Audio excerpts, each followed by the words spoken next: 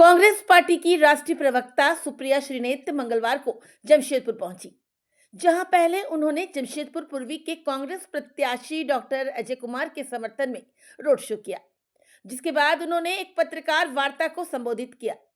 पत्रकारों से बात करते हुए उन्होंने कहा कि जमशेदपुर पूर्वी की जनता को डर और आतंक के साए से बाहर निकालने के लिए डॉक्टर अजय कुमार चुनावी मैदान में हैं। एक तरफ पूर्व मुख्यमंत्री सह ओडिशा के राज्यपाल रघुवर दास के परिवार का आतंक है, तो दूसरी ओर इस पर लगाम लगाने वाले प्रत्याशी डॉक्टर अजय कुमार हैं। वो निडर भी हैं और लीडर भी। जहां खाकी वर्दी में रहकर उन्होंने जनता को आतंक से मुक्ति दिलाई थी, वहीं अब खादी में वे जनसेवा कर रहे हैं। उन्होंने कहा कि डॉक्टर अजय कुमार विधायक बनकर नहीं, बल्कि जनसेवक बनकर जनसेवा की भाव रखते हैं। वे शिक्षा, स्वास्थ्य और बहुमुखी विकास के मुद्दे को लेकर चुनाव में उतरे हैं। उनके पास विजन भी है और मिशन भी। साथ ही कहा कि आईपीएस के पद पर रहकर उन्होंने जमशेदपुर में काम किया है और जमशेदपुर पूर्वी से भय और आतंक को दूर करने में डॉक्टर अजय कुमार सक्षम हैं।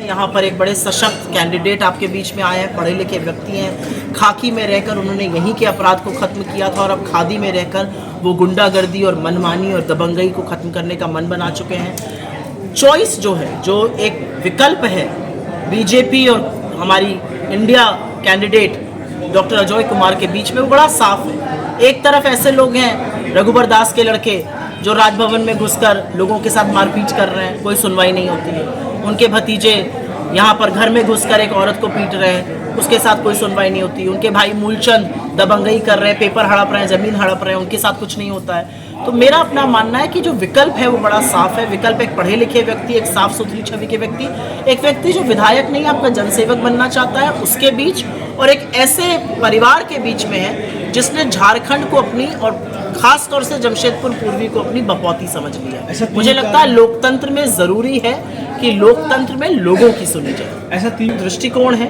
वो एक पूरा खाका लेकर आए कि वो यहाँ पे क्या क्या काम करना चाहते हैं, चाहे वो अस्पताल और कॉलेजेस की बात हो, चाहे वो बस्तियों का नियमितीकरण हो, तमाम ऐसी चीज़ें हैं। तो एक उनके पास एक व्यापक दृष्टिकोण है यहाँ ईस्ट के लिए, जमशेदपुर ईस्ट के लिए।